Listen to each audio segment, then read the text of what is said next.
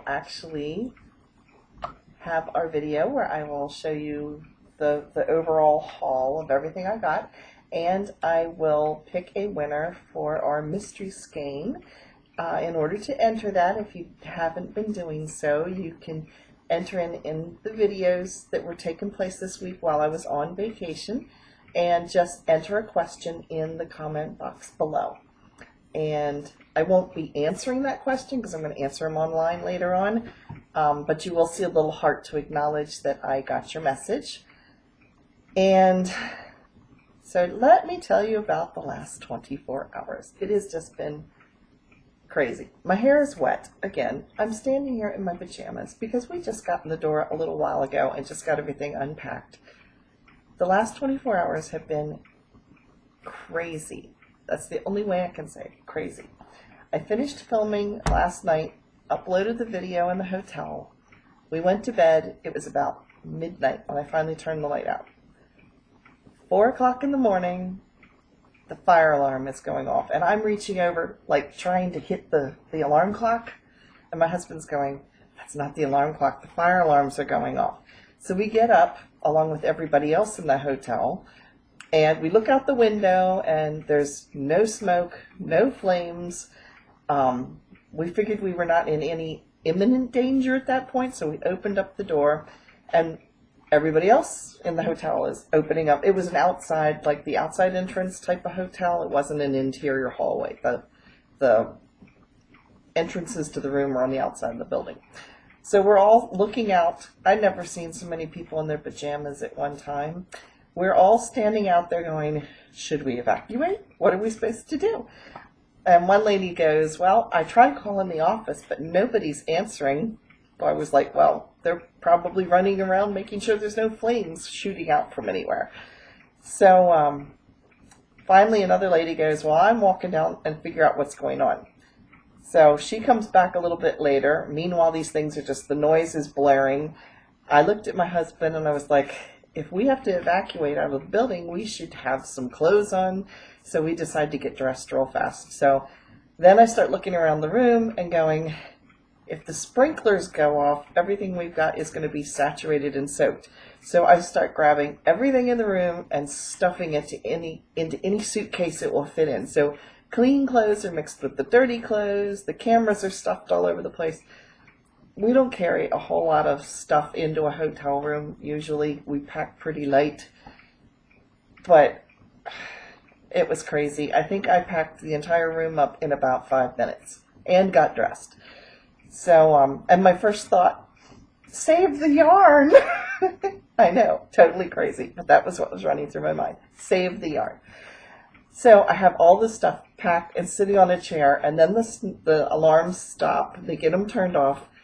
The fire department shows up with a couple of trucks and the police. And there we are, 4 o'clock in the morning. Everyone's standing outside going, okay, now what do we do? What's next, you know?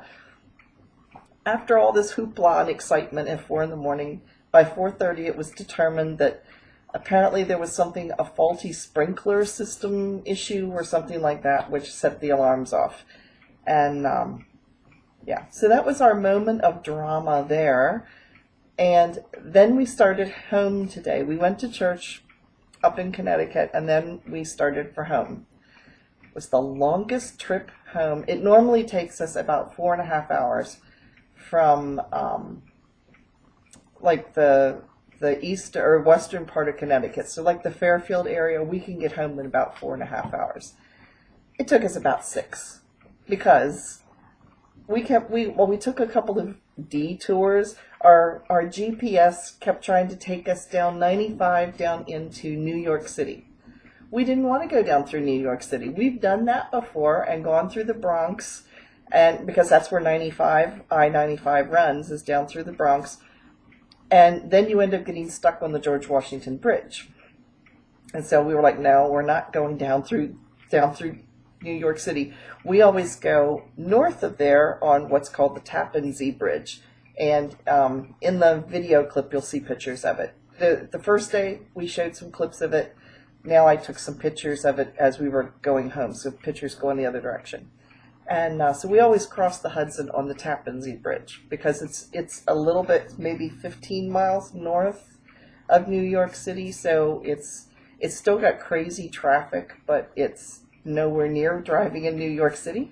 So yeah, so there we were going across the Tappan Zee Bridge, which has construction going on, so all the backup there. We thought we'd gotten off on a wrong road because we had turned our GPS off because we were getting annoyed with her and she was getting annoyed with us because we kept trying to change the route on her. So we finally turned her off, and we were relying on the map, and we finally got turned around and got on the right direction. We got all the way almost home, and I had called my parents because we had to pick up the puppy, and they called them, and I said we should be there in about an hour and a half. 3 hours later, I called them and I said, we really are coming to get the dog. In a 20-mile area, we hit 3 detours. Now, where I live outside of Gettysburg in the Hanover area, my parents live in Hanover, it's fairly rural, so it's not like if you're in a town and you have a detour and they send you to one street over. This is farm country, so when you get a detour, it's miles out of the way. I mean, so we hit the first detour, and all it was they were working on a bridge and had one lane closed so we could go across the other lane, and they had a traffic light. So we're like, okay, easy peasy, we can do this, no problem. So we get through that detour. No sooner finished that, and then it says bridge out ahead. This is on the same road, bridge out ahead. So they took us for a detour that must have been probably 8 miles out of our way to go like out and up and around and back, and it was crazy. So we finally get back on the right road. We go 5 miles down the road, and the road is closed again.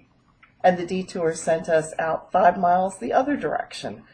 So yeah, winding around all over the place, just trying to go get the dog and get home. So we left Connecticut at 12:30.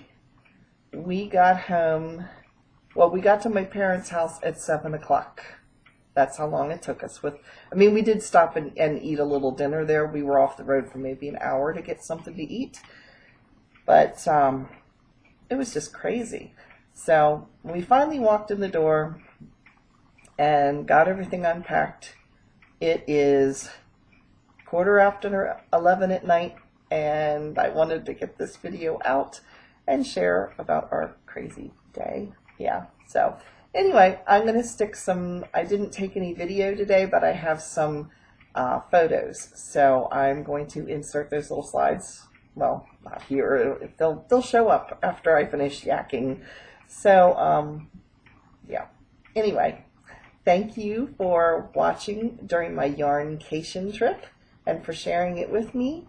And I will see you tomorrow for the winner of the giveaway. If you've enjoyed this video, give it a thumbs up. If you have not subscribed, please do, and check the little red button below that says subscribe.